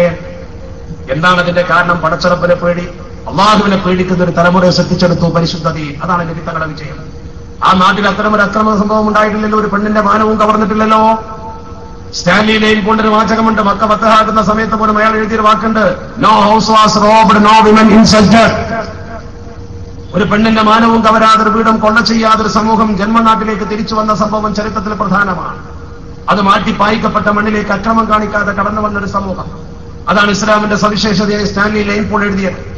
ഒരു പെണ്ണിന്റെ മാനവും കവരുന്ന സ്ഥിതിവിശേഷം ഒന്നുണ്ടായിരുന്നില്ല. നേരെ മറിച്ച് ലോകത്തെ നാട്ടങ്ങളൊക്കെ ചെയ്ത ക്രൂര പ്രവർത്തനങ്ങളുടെ ചരിത്രം നമ്മുടെ നാട്ടിൽ 921 ബ്രിട്ടീഷുകാർ നിരങ്ങിയ അവസ്ഥ നമുക്കറിയില്ലേ? ആണുങ്ങളെ നാടുകടത്തി പെണ്ണുങ്ങളെ മാനഭംഗപ്പെടുത്തി കൊന്നു കുഴിച്ചുകൂടിയ കഥകൾ നമ്മളറിയേണ്ട ചരിത്രം. ഇസ്ലാമിക സമൂഹത്തിന്റെ ചരിത്രത്തിൽ ഇത്തരം ഒരു സംഭവത്തിന് സ്ഥാനമില്ലല്ലോ. അവിടെ പെണ്ണ് നിൽക്കേണ്ട സ്ഥാനത്ത് നിൽക്കണം. പെണ്ണിനോട് ഇസ്ലാം അതിന്റെ നിയമം പഠിപ്പിച്ചു കൊടുത്തു. ആണിനോട് പറഞ്ഞു, നീ അമിതമായി ഒരു പെൺകുട്ടിയുടെ ശബ്ദം പോലും കേൾക്കാൻ പോകരുതെന്ന് പറഞ്ഞു കൊടുത്തു. ധാർമ്മികത അതിർവരമ്പുണ്ടാക്കി. പെണ്ണിനോട് പറഞ്ഞു, നീ നല്ല കുടുംബിനിയാണെങ്കിൽ നീ ഒരു അന്തസ്സുള്ള കുടുംബത്തിലെ പെണ്ണാണെങ്കിൽ പഠിച്ചോനെ പെണ്ണെങ്കിൽ നിന്റെ കൗലിൽ, നിന്റെ വാക്കിൽ ഒരു തരത്തിലും നീ മയം കാണിക്കണ്ട. ഒരു പെണ്ണ് വീട്ടിലുണ്ടാവുമ്പോൾ നമുക്കറിയാം, കുടുംബിനിയാണ് അവൾ, കുടുംബത്തിന്റെ നായികയാണ്. ആ വീട്ടിന്റെ മുറ്റത്ത് പലരും വരും, പാൽക്കാരൻ വരും, പത്രക്കാരൻ വരും, സെൻസസ് എടുക്കാൻ ആൾ വരും, അന്വേഷകർ പലരും വരും. ആ സമയത്ത് ഈ പെണ്ണിന്റെ സംസാരം അവൾക്ക് ഓട്ടോ വിളിക്കേണ്ടി വരും, കാറ് വിളിക്കേണ്ടി വരും, ആളുകളെ സഹായത്തിന് വിളിക്കേണ്ടി വരും. നീ ആവശ്യമില്ലാത്ത മറ്റെന്തെങ്കിലും നിന്റെ വാക്കിൽ നിന്ന് വരാൻ പാടില്ല. ചോദിച്ച ചോദ്യത്തിന് കൃത്യം മറുപടി. ഫലാ തഖ്ളഅന ബിൽ ഖൗൽ, നിന്റെ വാക്കിൽ ഒരു വഴിവഴുപ്പ് വരണ്ട. നിന്നോട് ചോദിക്കുന്ന ചോദ്യത്തിന് ഒന്ന് കൂടുതൽ ചോദിക്കും, അതിനൊരു മറുപടി കൊടുത്ത് പിന്നെ ബന്ധം കൂടി, മൊബൈലിലെ വിളി കൂടി, അങ്ങനെ അവസാനം ചാടിപ്പോക്കിന്റെ ഘട്ടത്തിലെത്തി കുടുംബ തകർച്ച വരുന്നത് എന്തുകൊണ്ടാ? നിന്റെ സംസാരത്തിൽ ചെറിയ വീക്ക്നെസ് വന്നാൽ ഫയത്മഅ അല്ലദീ ഫീ ഖൽബിഹി മറദ്, മനസ്സിൽ ലോകമുള്ളവർ നിന്നെ കൊതിക്കും, കൊതിച്ചിട്ട് പിന്നെ കൂടുതൽ വിളിക്കും, അപ്പൊ നീ അടുക്കും, അതുകൊണ്ട് പ്രശ്നമുണ്ടാകും. അതുകൊണ്ട് അള്ളാഹുവിന്റെ ഖുർആൻ പറഞ്ഞ വാക്ക് വഖുൽന ഖൗലൻ മഅറൂഫാ, വഖുൽന ഖൗലൻ മഅറൂഫാ, ചേണായിട്ട് വർത്താനം പറഞ്ഞാൽ മതി എന്നതിന്റെ അർത്ഥം. മര്യാദക്ക് വർത്താനം പറയാം, ചോദിച്ചാൽ കൃത്യം മറുപടി, പിന്നൊന്നും ചോദിക്കാൻ ബാക്കിയുണ്ടായിരുന്നു. ഒരു പെണ്ണ് ചെയ്യേണ്ട മനോഹരമായ പ്രവർത്തനം അതാണെന്ന് പഠിപ്പിച്ചു കൊടുത്ത പരിശുദ്ധ ഖുർആൻ. ആ പെണ്ണിന്റെ വാക്കിൽ വഴുവഴുപ്പുണ്ടായാൽ കീറിപ്പിടിക്കും. പിന്നെ ആ ഒരു വാക്കിലൂടെ പിന്നെ അവളെ അവൻ മനസ്സിൽ രോഗമുള്ളവൻ, ഞരമ്പ് രോഗമുള്ളവൻ അവളെ കൊതിച്ചിട്ടുണ്ടാവും. അതുകൊണ്ട് പിന്നെ പ്രശ്നങ്ങളുണ്ട്. അതുകൊണ്ട് ഒരു പെണ്ണ് എങ്ങനെ കുടുംബിനിയാകണം എന്ന് പഠിപ്പിച്ചു. ഒരു പുരുഷൻ വഴിയെ സഞ്ചരിക്കുമ്പോൾ നിങ്ങളൊരു പെണ്ണിനെ കണ്ടു. അള്ളാഹുവിന്റെ പരിശുദ്ധ ഹബീബ് എത്ര മനോഹരമായിട്ടാണ് പഠിപ്പിച്ചത്. എങ്ങനെ സ്ത്രീപീഡനം ഉണ്ടാവുക? വൈകാരിക തലത്തിലേക്ക് മനസ്സ് പാഞ്ഞുപോയ ഒരു ചെറുപ്പക്കാരനുണ്ടെങ്കിൽ അവൻ റോഡിൽ ഒരു പെണ്ണിനെ കണ്ടാൽ, ആ പെണ്ണിനെ നീ കണ്ടപ്പോ നിന്റെ മനസ്സിൽ അവനെ പതിഞ്ഞു പോയാൽ, ഒരു നല്ല ചെറുപ്പക്കാരിയെ നീ കണ്ടു, ആ ചെറുപ്പക്കാരി നിന്റെ മനസ്സിൽ പതിഞ്ഞാൽ, അള്ളാഹുവിന്റെ പ്രവാചകർ പറഞ്ഞു ഫഅ്തിഅഹ്ലഹു, നീ നിന്റെ കുടുംബത്തിലേക്ക് പോ, നിനക്കുണ്ടാവും വീട്ടിലൊരു ഭാര്യ. ഫഅ്തിഅഹ്ലഹ, നിന്റെ കുടുംബിനിയുടെ സമീപത്ത് നീ പോകോ. അത് രണ്ടും വിധവും വാദിനും ഒരേ ചരക്ക. വലഹ മിത്ലുല്ലദീ അലൈഹ, അവളെ കയ്യിലുള്ളതൊക്കെ അവളെ കയ്യിലുണ്ടാവും, പോയി നോക്ക്. എത്ര മനോഹരമാണ് ആ വാക്ക്. അവളെ കയ്യിലുള്ളതൊക്കെ അവളെടുത്തുണ്ടാവും. എന്തിനാ അവളെ പിന്നാലെ പോകുന്നത് എന്ന് പറഞ്ഞതാരാ? അഷ്റഫുൽ ഖൽഖ് മുഹമ്മദ് മുസ്തഫ. അതൊരു മനോഹരമായ വാക്കാണ്. അതിൽ കളിയാക്കലുണ്ട്, തമാശയാക്കലുണ്ട്, കാര്യം പറച്ചിലുണ്ട്, ഒക്കെയുണ്ട്. എത്ര മനോഹരമായ അധ്യാപനം. അതല്ലേ നമ്മൾ ചിന്തിക്കേണ്ടത്. നീ എന്തിനാ ആരാന്റെ പെണ്ണിന്റെ കൂടെ പോകണം? അള്ളാഹുവിന്റെ പരിശുദ്ധ ദീൻ മനോഹരമായി പഠിപ്പിച്ച ഈ തത്വശാസ്ത്രത്തിലേക്ക് വന്നുകൂടെ നമുക്ക്? അപ്പൊ പിന്നെ സ്ത്രീപീഡനം ഉണ്ടാകുമോ? ഈ സ്ത്രീപീഡനങ്ങളുടെ ചരിത്രത്തിലൊക്കെ നിങ്ങൾ നോക്കൂ. ഏതെങ്കിലും ഒരു പെണ്ണിന് പങ്ക് വേറുണ്ടാവും? പല പെൺവാണിക കേസുകളിലും ഇടനിലക്കാരായി പ്രവർത്തിക്കുന്നവരെ പെണ്ണുങ്ങൾ തന്നെ. ഒരേ വർഗം തന്നെ ഒരേ വർഗത്തെ ചതിക്കുന്ന പണക്കൊതിയുടെ പ്രവർത്തനം അതെന്താ? അത് പലപ്പോഴും മനുഷ്യൻ പണത്തിന് വേണ്ടി, ജീവിത സൗകര്യത്തിന് വേണ്ടി ചെയ്ത തമ്മാടിത്തങ്ങളാണ്. ഇതിന് സൗകര്യം ചെയ്തു കൊടുക്കാൻ ആളുകൾ ഉണ്ടാകുന്ന എന്തുകൊണ്ടാ? പണം മോഹിച്ചുകൊണ്ട്. അവ പണം മോഹിക്കുക, അതിനുവേണ്ടിയാണ് അഴിമതി ഉണ്ടാകുന്നത്. അപ്പോഴാണ് അരാജകത്വം ഉണ്ടാകുന്നത്. ഇന്ന് സമൂഹത്തിൽ ഏറ്റവും വലിയ ചർച്ച അഴിമതി, അരാജകത്വം എന്നിവയാണെങ്കിൽ ആ വഴിക്ക് ഒരു നേരം പോലും ചിന്തിക്കാൻ അവസരം കൊടുക്കാത്ത ഭരണമല്ലേ വിശുദ്ധ ദീൻ നയിച്ചത്? നബി തങ്ങൾ പഠിപ്പിച്ചത് അങ്ങനെയല്ലേ? ഉസാമത്ത് ബിൻ സൈദ് റളിയല്ലാഹു തആല അൻഹുവിന്റെ പിന്നാലെ വട്ടം കൂടി നബിയുടെ ഉത്തമ സുഹൃത്ത്, നബിയുടെ ഉത്തമ ശിഷ്യനാണെന്ന് മനസ്സിലാക്കി ഒരു പെൺകുട്ടി കളവ് കേസിൽപ്പെട്ടപ്പോൾ അവളെ രക്ഷപ്പെടുത്താൻ വേണ്ടി നബി തങ്ങളോട് ശഫാഅത്ത് ചെയ്യാൻ പറഞ്ഞില്ല ഉസാമയോട്. ഉസാമയോട് നബി തങ്ങൾ പറഞ്ഞൊരു വാക്കുണ്ട്. ഉസാമ നബിയുടെ ഇഷ്ടപ്പെട്ട കുട്ടിയാണ്. ഉസാമത്ത് ബിൻ സൈദ് എന്ന് പറഞ്ഞാൽ നബി തങ്ങൾക്ക് ഇഷ്ടപ്പെട്ട ആളാണ്. നബി തങ്ങൾക്ക് അത്ര ഇഷ്ടം. ആ കുട്ടിയോടാണ് നബി തങ്ങൾ പറഞ്ഞത്. അവനെ തന്നെ പറഞ്ഞയച്ചു. ഇവനാണ് ചോദിക്കാൻ നല്ലത്. ചോദിക്കാൻ വന്നവരോട് എന്താ പറഞ്ഞത്? അള്ളാന്റെ നിയമം നടപ്പാക്കുന്ന വിഷയത്തിൽ എന്നോട് ശുപാർശക്ക് വന്നതാ നീ? എന്നാൽ നീ ഒരു കാര്യം പഠിച്ചല്ലോ, അന്ന ഫാത്തിമത്ത ബിൻത മുഹമ്മദിന്റെ സരിക്കത്ത് ലഖതഅതു യദഹാ. എന്റെ മോളുണ്ട് എന്റെ ഫാത്തിമ, എന്റെ ഫാത്തിമ വിദാത്തും മിന്നി, എന്റെ കരളിന്റെ കഷ്ടമെന്ന് ഞാൻ പറഞ്ഞ ഫാത്തിമ, അവള് കട്ടാലും ഞാൻ അവളെ കൈമുറിക്കുമെന്ന് ഷഫീഖുൽ വറ മുഹമ്മദ് മുസ്തഫ. ഇതാണ് നടപ്പാക്കിയുള്ള ലോകത്തെ ചരിത്രം. ഇതാണ് നടപ്പാക്കിയുള്ള ലോകത്ത്. ഫാത്തിമാന്റെ കൈ മുറിച്ചു എന്നല്ല ഞാൻ പറയുന്നത്. ഈ ചിന്താഗതി നടപ്പാക്കി. ഒരു മനോഹരമായ ഉദാഹരണം നോക്ക് നിങ്ങൾ. അലി ഇബ്നു അബീ ത്വാലിബ് തങ്ങളുടെ ഖലീഫയാണ്. അലി ഇബ്നു അബീ ത്വാലിബ് തങ്ങളുടെ ഖലീഫയായി നിൽക്കുന്ന സമയത്ത് പൊതുജനാവിലേക്ക് ധാരാളം യുദ്ധമുതലുകൾ ശേഖരിക്കപ്പെട്ടു. യുദ്ധമുതൽ ശേഖരിച്ചു വന്നു. അത് ഉപയോഗപ്പെടുത്തും പിന്നെ രാഷ്ട്രത്തിന്റെ പൊതുജനാവിൽ വെച്ച് അതിന് ഒരു സാധനമുണ്ട്, നല്ല മനോഹരമായ രത്നഖചിതമായ ഒരു മാല. ഈ പൊതുജനാവിലേക്ക് കൊണ്ടുവന്നിട്ട് പൊതുജനാവിലേക്ക് വെക്കുമ്പോൾ ഈ സംഗതി കുട്ടികളാവുമ്പോൾ നോക്കിക്കൊല്ലോ. ഉമർ ഫാറൂഖ് തങ്ങളുടെ പ്രിയപ്പെട്ട മോള് സൈനബ ബിൻത് അലി, അലി ഇബ്നു അബീ ത്വാലിബ് തങ്ങളുടെ പ്രിയപ്പെട്ട മോള് സൈനബ ബിൻത് അലി കണ്ടിട്ടുണ്ട്. അലി തങ്ങൾക്ക് ഒരു മോളുണ്ടായിരുന്നു, സൈനബ് തന്നെയാണ് പേര്. ആ മോളത് കണ്ടിട്ടുണ്ട്. ഈ മോള് ഈ മനോഹരമായ മാല കണ്ടുവച്ചിട്ടുണ്ട്. ഈ മാല കണ്ടുവെച്ച് ഒരു പെരുന്നാൾ വന്നപ്പോ, ഒന്നാം പെരുന്നാള്, രണ്ടാം പെരുന്നാള്, മൂന്നാം പെരുന്നാൾ, വലിയ പെരുന്നാളാണ്. ആ വലിയ പെരുന്നാളിന്റെ അന്ന് ഈ പെൺകുട്ടി ഈ ഖജനാവിന്റെ താക്കോൽ സൂക്ഷിപ്പുകാരൻ, അതിന്റെ കാവൽക്കാരനായ ഇബ്നു അബീ റാഫി എന്ന സ്വഹാബിയുടെ അടുത്ത് ചെന്നിട്ട് ഇബ്നു അബീ റാഫിയോട് ചെന്നിട്ട്, അബൂ റാഫി, നമ്മുടെ ഖജനാവിൽ ഇന്നാലിന്റെ ഒരു മാല ഉണ്ടല്ലോ, അതൊരു 3 ദിവസത്തേക്ക്, ഇന്നത്തെ കഴിഞ്ഞ 3 ദിവസത്തേക്ക് എനിക്ക് അണിയാൻ തരാം. 3 ദിവസം കഴിഞ്ഞാൽ ഞാൻ കൊണ്ടുവന്നോളാം. പെണ്ണിന് ഓർമ്മ ഉണ്ട് ഇങ്ങനെ ഒരു മാല വന്നത്. അപ്പൊ നമ്മുടെ ഭാര്യമാർക്കോ സഹോദരിമാർക്കോ പെണ്ണുങ്ങൾക്ക് ആർക്കാണെങ്കിലും ശരി, ടൗണിലൂടെ എവിടെയും പോകുമ്പോ ഏതെങ്കിലും ജ്വല്ലറി കയറുകയോ കാണുകയോ ചെയ്താൽ ഇന്ന ജ്വല്ലറിയിൽ ഇന്ന മാല കണ്ടുവച്ചാൽ മരിക്കോളം അവർക്ക് ഓർമ്മ ഉണ്ടാവും, ഇന്ന ജ്വല്ലറിയിൽ ഇന്ന സ്ഥലത്തൊരു മാല ഉണ്ട്. അത്ര ബുദ്ധിയാവും. കാരണം അവരാ സ്വർണത്തിന്റെ കാര്യത്തിൽ എങ്ങനെയാണ്. അപ്പൊ അതുകൊണ്ട് ഇങ്ങനൊരു സാധനം ഖജനാവിലുണ്ട് എന്ന് കുട്ടിക്കറിയാം. കുട്ടി ചെന്നിട്ട് ഇബ്നു അബീ റാഫിയോട് പറഞ്ഞു, അബീ റാഫി അതൊന്ന് തന്നൂടെ 3 ദിവസം. ഒരു നിരുപദ്രവകരമായ ചോദ്യമല്ലേ. അദ്ദേഹം അത് ഖജനാവ് നിർത്തി കുട്ടിക്ക് കെട്ടിക്കൊടുത്തു. പെൺകുട്ടി അത് കെട്ടിയിട്ട് കൂട്ടുകാരികളടി നിങ്ങൾ ഞെളിഞ്ഞ് നടക്കുക. സ്വാഭാവികമായിട്ടും നമ്മളെ പെണ്ണുകൊണ്ടുള്ള കാര്യം തന്നെ. കല്യാണത്തിന് വായ്പ വാങ്ങിയ പണ്ടം കൊണ്ടാണ് കെട്ടിയാൽ പിന്നെ അവനെന്റെ നല്ലവർക്കൊന്ന് ഞെളി, അത് ഉറപ്പാ, സ്വാഭാവിക. അതെല്ലാവരും അങ്ങനെ തന്നെ ആയിരിക്കും. പല പെണ്ണുകൾ അങ്ങനെ ഒന്നും ഞാൻ വിശ്വസിക്കുന്നത്. ഇവിടെ പെണ്ണുകളില്ലാത്ത ധൈര്യമായിട്ട് പറയണോ? അപ്പൊ അതുകൊണ്ട് വളരെ മനോഹരമായി ആളുകൾക്കിടയിൽ ഇങ്ങനെ ഞെളിഞ്ഞു നടക്കുന്ന സമയത്ത് ബാപ്പ കണ്ടു. ഫലമ്മാ മുതസ്സയ്യന തുംബിഹി, അതും കെട്ടിക്കൊണ്ട് പെണ്ണിങ്ങനെ ഞെളിഞ്ഞു നടക്കുമ്പോ അബൂഹാ, ബാപ്പ കണ്ടു. ബാപ്പ കണ്ടപ്പോ ബാപ്പ മോളെ വിളിച്ച് സൈനബ് എനിക്ക് കൊടുത്തത് കിട്ടിയെന്ന് ചോദിച്ചു. ഞാൻ ഖജനാവിൽ ഇബ്നു അബി റാഫിനോട് സമ്മതം ചോദിച്ചിട്ട് വാങ്ങിയതാണ്. 3 ദിവസം കഴിഞ്ഞാൽ തിരിച്ചു കൊടുക്കും, യാതൊരു പോർലും ഏൽക്കൂല. കുട്ടി ഈസി ആയിട്ട് പറഞ്ഞു, ഇനിയൊന്നും പറയാനില്ലല്ലോ. ഉടനെ ഇബ്നു അബി റാഫിനെ ഹാജരാക്കി. ഇബ്നു അബി റാഫിനെ മുഖത്ത് നോക്കി ഖലീഫ അലി ഇബ്നു അബി ത്വാലിബ് തങ്ങൾ ചോദിച്ചു, മനില്ലദീ അമറക ബിഹാദാ, ആരാ നിനക്ക് അത് കൊടുക്കാൻ കൽപ്പന തന്നത്? ആരാ നിനക്ക് അത് കൊടുക്കാൻ കൽപ്പന തന്നത്? അയാൾ വളരെ മനോഹരമായിട്ട് ഒറ്റ മറുപടിയാണ് കൊടുത്തത്, ഇന്നഹാ ഇബ്നതുക യാ അമീറൽ മുഅ്മിനീൻ, അത് നിങ്ങളുടെ മോളല്ലേ. ഈ ചരിത്രം ഉദ്ധരിച്ച സ്ഥലത്ത് ചില ചരിത്രകാരന്മാർ ചരിത്ര ഗ്രന്ഥത്തിൽ ഹെഡിങ് കൊടുത്തത് ഇന്നഹാ ഇബ്നതുക, അത് നിങ്ങളെ മോളല്ലേ. വെറുതെ പറയാണ്, അത് നിങ്ങളെ മോളല്ലേ. ആ മറുപടി ഇങ്ങനെ പറഞ്ഞപ്പോ ഖലീഫയുടെ മുഖം ചുവന്നുകൊണ്ട് തുടുത്തു. ചുവന്നുകൊണ്ട് തുടുത്തിട്ട് ദേഷ്യം പിടിച്ചു പറച്ചിട്ട് അലി ഇബ്നു അബീ ത്വാലിബ് തങ്ങൾ പറഞ്ഞു, ഈ ജനങ്ങൾക്കിടയിൽ ഞാനും എന്റെ മകളും ആരാണ്? എന്താ ഞങ്ങൾക്ക് വലിയ പ്രത്യേകത? ഞാനും എന്റെ മകളും ഈ രാജ്യത്തെ 2 ആളുകളെന്ന് മാത്രമല്ലേ ഉള്ളൂ. ജനങ്ങളെ പൊതുമുതലല്ലേ അത്. ആ പൊതുമുതൽ എന്റെ മകൾക്കിട്ട് കെട്ടിക്കൊടുക്കാൻ ആരാണ് പറഞ്ഞത്? എന്നിട്ടൊരൊറ്റ ചോദ്യം, വർറപ്പിക്കുന്ന ഒരു ചോദ്യം ചോദിച്ചു, ഹൽ തഹ്മിലു വിസ്രി ഇബ്നതി യൗമൽ ഖിയാമ, ഹൽ തഹ്മിലു അന്നി വിസ്രി ഇബ്നതി യൗമൽ ഖിയാമ, എന്റെ പെണ്ണ് എന്റെ കുറ്റം നാളെ ചുമക്കുമോ? ലാ യാ അമീറൽ മുഅ്മിനീൻ, അതുണ്ടാവില്ല. എന്നാൽ ഫർദുഹു ഇലൽ ബൈത്തുൽ മാൽ, ഇപ്പൊ തന്നെ മാല വാങ്ങി ബൈത്തുൽ മാലിൽ വെച്ചോ, ഇപ്പൊ തന്നെ മാല വാങ്ങി ബൈത്തുൽ മാലിൽ വെച്ചോ. എന്നിട്ടൊരു ശാസനം കൊടുത്തൊരു ഉഗ്രശാസനം, ഒരൊറ്റ ഓർഡർ, ഇയ്യാക അൻ തഊദ ബിമിത്ലിഹാ, ഇതുപോലത്തെ പണി നീ ജീവിതത്തിൽ ആവർത്തിച്ചാൽ ഫതനാലുക ഉഖൂബതി, അപ്പന്റെ ശിക്ഷ എന്താണെന്ന് എനിക്കറിയാം. അപ്പൊ ബോധം ഉണ്ടാവും, ഇപ്പൊ ഞാൻ നിന്നെ ശിക്ഷിക്കില്ല, വെറുതെ വിടാം. സ്വന്തം മകൾ നിരുപദ്രവകരമായൊരു മാല ഖജനാവിൽ നിന്നെടുത്ത് കിട്ടി 3 ദിവസം കൊണ്ട് തിരിച്ചു കൊടുക്കുമെന്ന് ഉറപ്പുള്ളപ്പോഴും അതിന്റെ പേരിൽ തന്റെ മകളെ ആ സഹായം ചെയ്തതിനെ ഭരണാധികാരി തന്റെ ഖജനാവ് സൂക്ഷിപ്പുകാരനെ ശാസിച്ചുകൊണ്ട് നിമിഷാർദ്ധം കൊണ്ട് വാങ്ങി തിരിച്ചു വെപ്പിച്ച സംഭവം ഇസ്ലാമിന്റെ ചരിത്രത്തിലുണ്ടെങ്കിൽ ഈ സംഭവം അഴിമതിയില്ലാത്തൊരു ഭരണത്തിന്റെ പ്രതീകമാണ്. ഇത് പഠിപ്പിച്ചത് അല്ലാഹുവിന്റെ ഹബീബ് അഷ്റഫുൽ ഖൽഖ് മുഹമ്മദ് മുസ്തഫ സ്വല്ലല്ലാഹു അലൈഹി വസല്ലമ തങ്ങളാണ്. അത് പഠിപ്പിച്ച നാട്ടിൽ ഭരണം നടത്തുമ്പോൾ അഴിമതിക്കെതിരെ അണ്ണാ ഹസാരെ പന്തല് കെട്ടി സമരം ചെയ്യേണ്ടി വരില്ല. അപ്പൊ പിന്നെ അണ്ണാ ഹസാരെ വേണ്ട, ഓംബുഡ്സ്മാനും വേണ്ട, ലോക്പാൽ ബില്ലും വേണ്ട, പടച്ച റബ്ബിനെ കുറിച്ചുള്ള പേടി മാത്രം കൽബിന്റെ ഉള്ളിൽ മതി. അങ്ങനെയാണ് ഒരു സാമ്രാജ്യത്തെ ഇസ്ലാം കെട്ടിപ്പടുത്തത്. അങ്ങനെയാണ് ഇസ്ലാം കെട്ടിപ്പടുത്തത്. അതാണ് നബിത്തങ്ങളെ കുറിച്ച് പറഞ്ഞത്. നബിത്തങ്ങൾ എന്ന് പറഞ്ഞാൽ head of the state as well as of the church, he was Caesar and pop in one. നബിത്തങ്ങളുടെ പ്രത്യേകത ഹെഡ് ഓഫ് ദി സ്റ്റേറ്റ്, ഒരു രാജ്യത്തിന്റെ തലവൻ, ഹെഡ് ഓഫ് ദി ചർച്ച്, ഒരു ഭൗതിക സാമ്രാജ്യത്തെ പോലെ തന്നെ ആത്മീയ സാമ്രാജ്യത്തിന്റെ തലവൻ, ചർച്ചിന്റെ തലവൻ. He was Caesar and pop in one.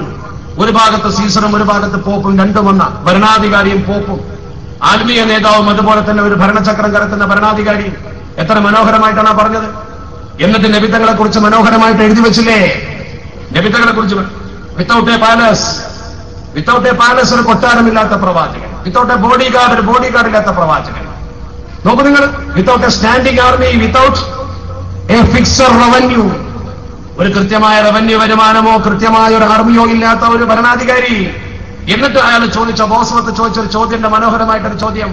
അയാൾ ചോദിച്ച ചോദ്യം, ഈ ലോകത്ത് എവിടെയെങ്കിലും ഇഫ് എവർ എനി മാൻ, ഏതെങ്കിലും ഒരു മനുഷ്യന് എപ്പോഴെങ്കിലും ഹാഡ് ടു സേ, പറയാൻ പറ്റുമോ, he had ruled by the right divine, ശരിയായ ഒരു ദൈവിക സാമ്രാജ്യം കെട്ടിപ്പടുത്തുവെന്ന് ലോകത്ത് ആർക്കെങ്കിലും പറയാമെങ്കിൽ ദാറ്റ് ഈസ് മുഹമ്മദ്.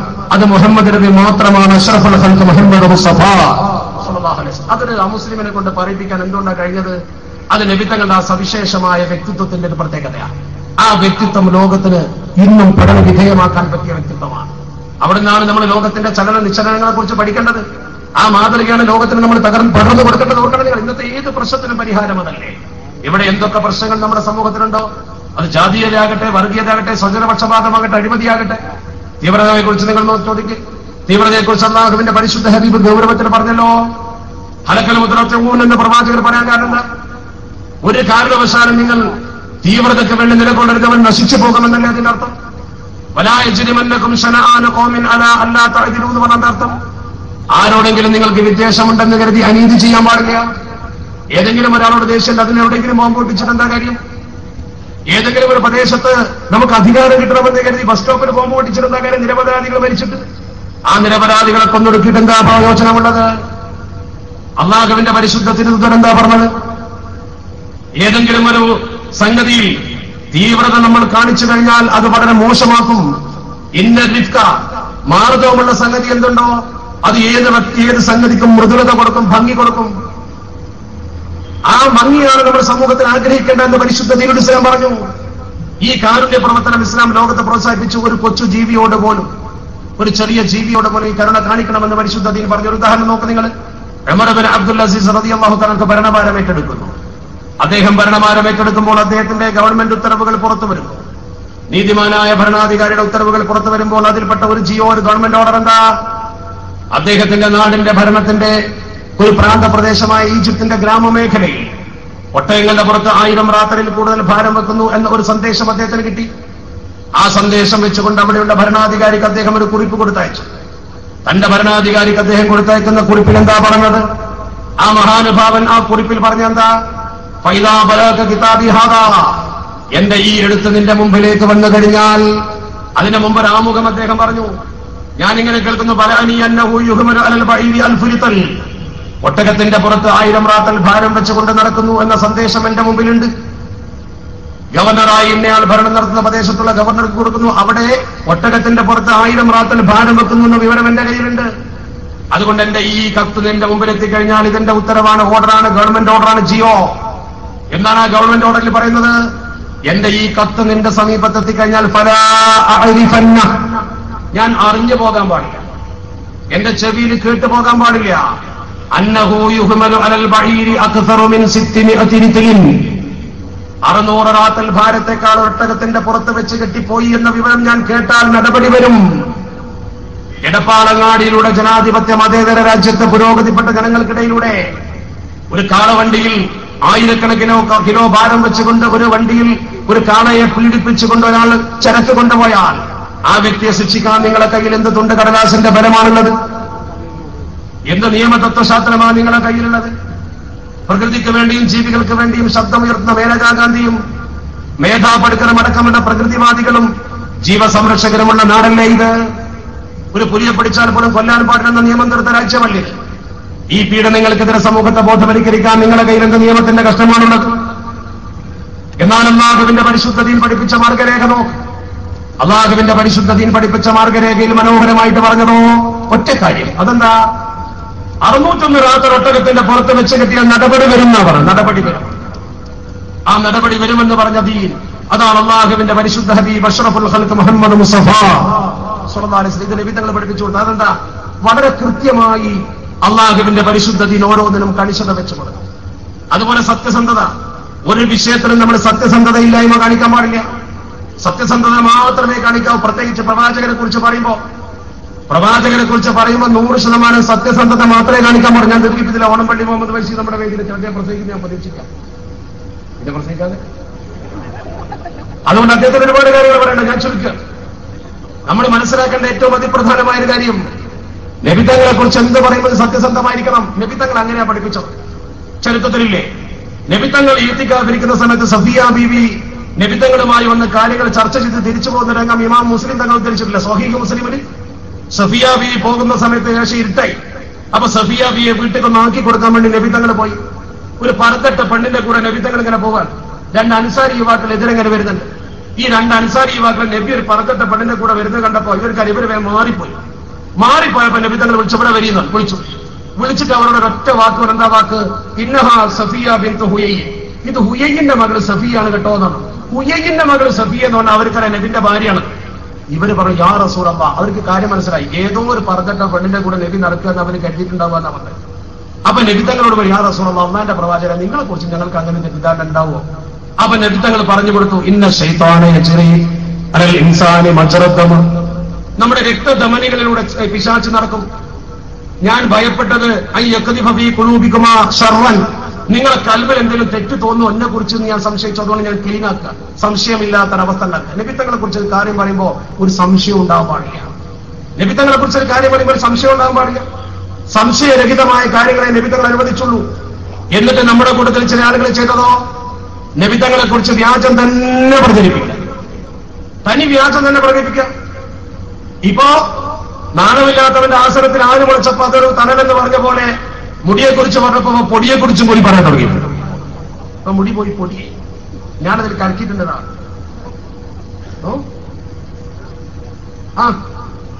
ഞാൻ അതുകൊണ്ട് അവിടുന്ന് വടിച്ചു കൂട്ടിയ പൊടിയൊക്കെ കൊണ്ടുവന്ന് ഈ വെള്ളത്തിൽ കിടക്കേണ്ടതാണ്. പണ്ട് ഒരു പരസ്യം ഉണ്ടായിരുന്നു, മുടിയാവുമ്പോൾ തന്നെ കാണുമല്ലോ.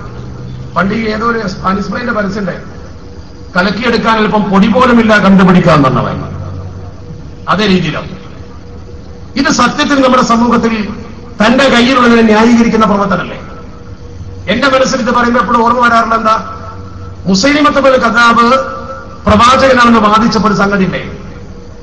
മുസൈലിമ പ്രവാചകനാണെന്ന് വാദിച്ചു. മുസൈലിമ പ്രവാചകനാണെന്ന് വാദിച്ചപ്പോ മുസൈലിമത്തുൽ കദ്ദാബിന്റെ കൂടെയുള്ള ആളുകളൊക്കെ അവന്റെ നാട്ടുകാരും ഗോത്രക്കാരൊക്കെ അവന്റെ കൂടെ വന്നു. പക്ഷെ വിവേകം നഷ്ടപ്പെട്ടില്ലാത്തൊരു ചെറുപ്പക്കാരൻ ഒരു കാരനോട് ചോദിച്ചു, താരീഖിലുണ്ട് ഒരു കാരനോട് ചോദിച്ചു, നമ്മളെ മുസൈലിമ നബിയാണ് അപ്പൊ നിങ്ങൾ കരുതാന്ന് ചോദിച്ചു. നമ്മളെ മുസൈലിമ ഓനെന്നെ ഇവനെ കുറിച്ചൊരു പുച്ഛ. അപ്പൊ നമ്മളെ മുസൈലിമ നബിയാണോ എന്നാ നിങ്ങൾ കരുതുന്നോ വെച്ചാൽ അപ്പൊ ഈ കാരനൊരു സത്യം തുടങ്ങും, മോനെ അന്ന മുസൈലിമത്തല കദ്ദാബുൽ അന്ന മുഹമ്മദിന്റെ സാദിഖുൻ, മുഹമ്മദ് നബി സത്യപ്രവാചകനാണെന്നും ഇപ്പം കള്ളനാന്നൊക്കെ നമുക്കറിയാം. ഇത് പറഞ്ഞപ്പോ ഈ കുട്ടി ചോദിച്ചു, പിന്നെന്തിനാ ഓൻ നബിയാണെന്ന് നമ്മൾ നടക്കുന്നത്? അതിന് മറുപടിയായി ഈ കാരനോട് പറഞ്ഞ മറുപടി എന്താ അറിയോ? അദ്ദേഹം പറഞ്ഞ മറുപടി, വലാകിന്ന കദ്ദാബ റബീഅത അഹബ്ബു ഇലൈനാ മിൻ സാദിഖി മുദർർ. നമ്മുടെ ഗോത്രമായ മുദർർ ഗോത്രത്തിൽ, നമ്മുടെ ഗോത്രമായ ഈ ഗോത്രത്തിൽ, വലാകിന്ന കദ്ദാബ റബീഅത, റബീഅത്ത് ഗോത്രമാകുന്ന നമ്മുടെ ഗോത്രത്തിൽ ഒരു പ്രവാചകൻ, അവരെ ഗോത്രത്തിൽ ഒരു പ്രവാചകൻ, അത് സത്യപ്രവാചകനാണെങ്കിലും അത് അവരെ ഗോത്രത്തിലല്ലേ, നമ്മുടെ ഗോത്രത്തിൽ കള്ളനായിട്ടെങ്കിലും നബി ഉണ്ടാവണല്ലേ മോനെ നല്ലത്. അതിന് ചികിത്സല്ല. ആ വ്യാജാണെങ്കിൽ നമ്മുടെ കയ്യിൽ മുടി ഉണ്ടാകണമെന്ന് നല്ലത്. അത് പറഞ്ഞാലും മരുന്നില്ലല്ലോ ചരിത്രത്തിൽ, അതിന് മരുന്നില്ല. ഈ ലോകത്തിന് മരുന്നില്ല, നമ്മുടെ കയ്യിലുള്ളതല്ലേ. അതുകൊണ്ട് തൽക്കാലം ന്യായീകരിക്കാമെന്ന് ഇസ്ലാം ഒരിക്കലും അംഗീകരിക്കൂല. അള്ളാഹുവിന്റെ പരിശുദ്ധ ഹബീബ് ഒരിക്കലും അംഗീകരിച്ചു കൊടുക്കാത്ത കാര്യമാണ്, ദീൻ അംഗീകരിച്ചു കൊടുക്കാത്ത കാര്യമാണത്. ഈ മുസൈലിമത്തുൽ കദ്ദാബിന്റെ ചരിത്രമല്ലേ ഇതുവഴി ഓർമ്മിപ്പിക്കപ്പെടുന്നത്. ആയിരക്കണക്കിന് ജനങ്ങളെ വഞ്ചിക്കുന്ന ഈ പ്രവർത്തനത്തെക്കുറിച്ച് നമുക്ക് എന്താ പറയാനുള്ളത്? നമ്മളതിന്റെ സത്യങ്ങൾ ജനസമൂഹത്തോട് തുറന്നു പറഞ്ഞു. ആ സത്യങ്ങൾ ജനങ്ങളോട് തുറന്നു പറയുന്നതിന് നമുക്കൊരു തടസ്സവുമില്ല. അല്ലാതെ ആരെങ്കിലും എതിർക്കാനോ വിദ്വേഷമുണ്ടാക്കാനോ അല്ല നമ്മളത് പറയുന്നത്. ഈ സത്യം ജനങ്ങൾക്ക് ബോധ്യപ്പെടുത്തി കൊടുക്കേണ്ട കടമേണ്ട. കാരണം എന്താ, നമ്മൾ എന്താണെങ്കിലും ശരി സത്യം മാത്രം പറയണമെന്ന് പഠിപ്പിച്ചു അഷ്റഫുൽ ഖൽഖ് മുഹമ്മദ് മുസ്തഫ സ്വല്ലല്ലാഹു അലൈഹി വസല്ലം. ഇവിടെ സ്വാഗത പ്രസംഗം പോലെ അതാ പറഞ്ഞത്, കൈപ്പാണെങ്കിലും സത്യം വിളിച്ചു പറയണം. നമ്മൾ പറയേണ്ട ഏറ്റവും പ്രധാനപ്പെട്ട ഒരു കാര്യം അതല്ലേ. കാലിക സമൂഹത്തിൽ, ഇസ്ലാമിക സമൂഹത്തിന്റെ അധ്യാപനങ്ങൾ പഠിപ്പിച്ചു കൊടുക്കേണ്ട വലിയ ധർമ്മം നമ്മുടെ കയ്യിലില്ലേ? ആ നബിതങ്ങളെ കുറിച്ച് ലോകത്തിന് കൊടുക്കേണ്ട സന്ദേശം നമ്മൾ തന്നെ കൊടുക്കണം. ലോകം മുഴുവൻ പരിശുദ്ധ ഹബീബിനെ പുകഴ്ത്താൻ എന്താ കാരണം? അവിടുത്തെ ദർശനത്തിന്റെ മഹത്വം. ആ ദർശനത്തിന്റെ മഹത്വം ലോകം കണ്ടപ്പോൾ അവർക്കത് എഴുതേണ്ടി വന്നു, പഠിക്കേണ്ടി വന്നു. നബിതങ്ങളുടെ അറഫാ പ്രസംഗത്തെക്കുറിച്ച് മലയാളികളാകുന്ന നമ്മൾക്കിടയിൽ അമുസ്ലിങ്ങളാകുന്ന കവികളെ പോലും മനോഹരമായിട്ട് എഴുതിയിട്ട് ജനങ്ങളെ ധരിപ്പിച്ചില്ലേ? നബിതങ്ങൾ അറഫയിൽ വെച്ച് പറഞ്ഞു, ലോകം മുഴുവൻ എന്നും ആഗ്രഹിക്കുന്ന ഒരു പ്രഖ്യാപനം, ഇന്ന ദിമാഅക്കും വഅംവാലക്കും വഅറാമക്കും ഹറാമുൻ അലൈക്കും കഹുർമതി ഉമ്മിക്കും ഹാദാ കഹുർമതി ശഹരിക്കും ഹാദാ കഹുർമതി ബലദിക്കും ഹാദാ. ഈ പ്രസംഗത്തെ നമുക്ക് ശരിക്കും ഭാഷാന്തരപ്പെടുത്തി തന്ന മലയാളത്തിലെ കെ ജി രാഘവൻ നായർ, പാലക്കാട് ജില്ലയിലാണ് അദ്ദേഹം, ഒറ്റപ്പാലത്ത്, ഒരു വയസ്സൻ. ഞാൻ അദ്ദേഹത്തെ ഒരു സെമിനാർ വെച്ച് കണ്ടപ്പോൾ എനിക്ക് ഇത്ര പ്രായമായ മനുഷ്യൻ, അദ്ദേഹം മനോഹരമായിട്ട് പാടി. അദ്ദേഹം പറഞ്ഞെന്താ, ഈ അറഫ പ്രസംഗത്തെ കുറിച്ച് കേട്ട് പഠിച്ചിട്ട് അദ്ദേഹം അത് പരിഭാഷപ്പെടുത്തി, ഈ മാസം ഈ ദിനം പുണ്യഭൂമി ഒക്കെയും നിങ്ങൾക്ക് ശ്രേഷ്ഠമല്ലോ എന്ന പോലെ അന്യന്റെ സ്വാഭിമാനം സമ്പത്ത് ജീവൻ ഇത്യാദിയെല്ലാം സംരക്ഷിച്ചിടുവാൻ നിങ്ങളെല്ലാം ബാധ്യസ്ഥരാണെന്നറിഞ്ഞിടേണം. അന്യമതത്തിന്റെ സന്ദേശമായിട്ട് പോലും അതിന്റെ സൗകുമാര്യത ഉൾക്കൊള്ളു. ഏതുപോലെ നമ്മുടെ നബിതങ്ങൾ അബിസീനിയയിലേക്ക് ഹിജ്റ പോകാൻ വേണ്ടി തന്റെ പ്രിയപ്പെട്ട അനുയായികൾക്ക് കൊടുത്ത നിർദ്ദേശം ചരിത്രത്തിൽ അൽബിദായരുടെ മനോഹരമായിട്ട് ആ പ്രസംഗം തന്നെ മുഴുവൻ. നബിതങ്ങൾ പറഞ്ഞു, ലോ ഖറജതും ഇലാ അർദിൽ ഹബശത്തി, നിങ്ങൾ എത്യോപ്യയിലേക്ക് ഹിജ്റ പോകുന്നുവെങ്കിൽ ഫഇന്ന ഫീഹാ മലിക്കൻ, അവിടെ ഒരു രാജാവുണ്ട്, ലാ യുളമു ഇൻദഹു അഹദുൻ, അയാളെ സമീപത്ത് നിങ്ങൾ ചെന്നാൽ നിങ്ങൾക്ക് അക്രമം നേരിടേണ്ടി വരില്ല. വഹിയ അർളു സിദ്ഖിൻ, അത് സത്യത്തിന്റെ നാടാകുന്നു. ആരാ അവിടെ ഭരിക്കുന്നത്? നജ്ജാഷി എന്ന് പറയുന്ന മുസ്ലിം അല്ലാത്ത മനുഷ്യൻ. ഒരു ക്രിസ്ത്യാനി ഭരിക്കുന്ന നാടിനെ കുറിച്ച് നബിതങ്ങൾ പറയുന്നു, അവിടെ സത്യസന്ധമായ ഭരണമാണ്. തന്റെ മതത്തിന്റെ അപ്പുറത്തുള്ള ഒരു ഭരണമായിട്ടും ആ ഭരണത്തിന്റെ നന്മ അംഗീകരിക്കാൻ നബിതങ്ങൾക്ക് കഴിഞ്ഞുണ്ടാ. കാരണം അതാണ് നബിതങ്ങളുടെ ഏറ്റവും വലിയ പ്രത്യേകത. സത്യവും ധർമ്മവും ആര് ചെയ്യുന്നുവോ അത് അംഗീകരിക്കും. നജ്ജാഷി പിന്നീട് മുസ്ലിമായി, അത് വേറെ കാര്യം. ആ നജ്ജാഷിയുടെ ഭരണം അയാൾ ക്രിസ്ത്യാനി ആയിരിക്കുമ്പോഴാണ് നബിതങ്ങൾ പറഞ്ഞത് വഹിയ അർളു സിദ്ഖിൻ, അത് സത്യത്തിന്റെ നാടാകുന്നു എന്ന് നബിതങ്ങൾ പറഞ്ഞത് അപ്പോഴാണ്. ആ വാചകത്തിന് വലിയ പ്രത്യേകതയല്ലേ? നിങ്ങൾ നോക്ക്. അതാണ് നമ്മുടെ സമൂഹത്തിൽ ഉദ്ധരിക്കുന്ന കാര്യം. നമ്മുടെ ഈ സമൂഹത്തിൽ പറയുന്ന കാര്യം അതാ. ഈ സത്യം ഇസ്ലാം എപ്പോഴും ഉയർത്തിപ്പിടിക്കും. എവിടെ സത്യമുണ്ടെങ്കിലും അത് അംഗീകരിക്കും, അസത്യമുണ്ടെങ്കിൽ അത് എതിർക്കും. സത്യം ഉയർത്തിപ്പിടിക്കലാണ് നമ്മുടെ കടമ, ധർമ്മം ഉയർത്തിപ്പിടിക്കലാണ് നമ്മുടെ കടമ. ആ ധാർമ്മിക മുന്നേറ്റത്തിന്റെ മുന്നണി പോരാളികളാണ് നമ്മൾ. ആ ധർമ്മമാണ് ശരിക്കും നമ്മൾ നിർവഹിക്കേണ്ടത്. ഞാൻ ദീർഘിപ്പിക്കുന്നില്ല, ഞാൻ പറഞ്ഞെടുത്ത് നിൽക്കുകയാണ്. കാരണം ഒരുപാട് പറഞ്ഞുകൊണ്ട് നിങ്ങൾ വളരെ നേരത്തെ വന്നവരാണ്, ഒരു പ്രസംഗം കൂടി ഇവിടെ നടക്കാനുണ്ടെന്ന് ഞാൻ മനസ്സിലാക്കുകയും ചെയ്യും. അതുകൊണ്ട് അവസാനമായി എനിക്ക് എന്റെ പ്രിയ സഹോദരങ്ങളോട് പറയാനുള്ളത്, സമത്വ കേരള സുന്നി വിദ്യാർത്ഥി ഫെഡറേഷന്റെ വിശാലമായ പരിപ്രേക്ഷ്യത്തിൽ നമ്മൾ ചെയ്യുന്ന പ്രവർത്തനങ്ങൾ ജനസമൂഹം ഏറ്റെടുത്തിരിക്കുന്നു. ജനങ്ങൾ അതിനെ അംഗീകരിച്ചിരിക്കുന്നു. ആ അംഗീകാരം ഈ സമൂഹത്തിന് വാങ്ങിത്തന്നത് പൂർവ്വസൂരികളായ പണ്ഡിത മഹത്തുക്കളുടെ കാൽപ്പാടുകൾ പിന്തുടർന്നുകൊണ്ട് കടന്നുപോയ ഒരു സമൂഹത്തിന്റെ പ്രവർത്തന വിജയ നൈരന്തര്യമാണ്. ആ നൈരന്തര്യത്തിലേക്ക് നിങ്ങൾ ഒന്നുകൂടി ചുവട് വെച്ചുകൊണ്ട് അള്ളാഹുവിന്റെ പരിശുദ്ധ ഹബീബ് പഠിപ്പിച്ച ദീനീ ദർശനം കലുഷിതമായ സാമൂഹ്യ അന്തരീക്ഷത്തിൽ ജീവിച്ചും പ്രവർത്തിച്ചും പറഞ്ഞും കൊടുത്തുകൊണ്ട് വിജ്ഞാന വിനയ വിപ്ലവത്തിന്റെ മനോഹരമായ സേവന തീരത്തെടുക്കുവാൻ എന്റെ പ്രിയപ്പെട്ട സഹപ്രവർത്തകർക്ക് സാധിക്കണം. അതിന് അല്ലാഹു റബ്ബുൽ ഇസ്സത്ത് നമ്മെ തുണക്കുമാറാവട്ടെ എന്ന് മാത്രം സൂചിപ്പിച്ചുകൊണ്ട് ഞാൻ ഇവിടെ വാങ്ങുന്നു. ആഖിറു ദഅവാന അൽഹംദുലില്ലാഹി റബ്ബിൽ ആലമീൻ. അസ്സലാമു അലൈക്കും.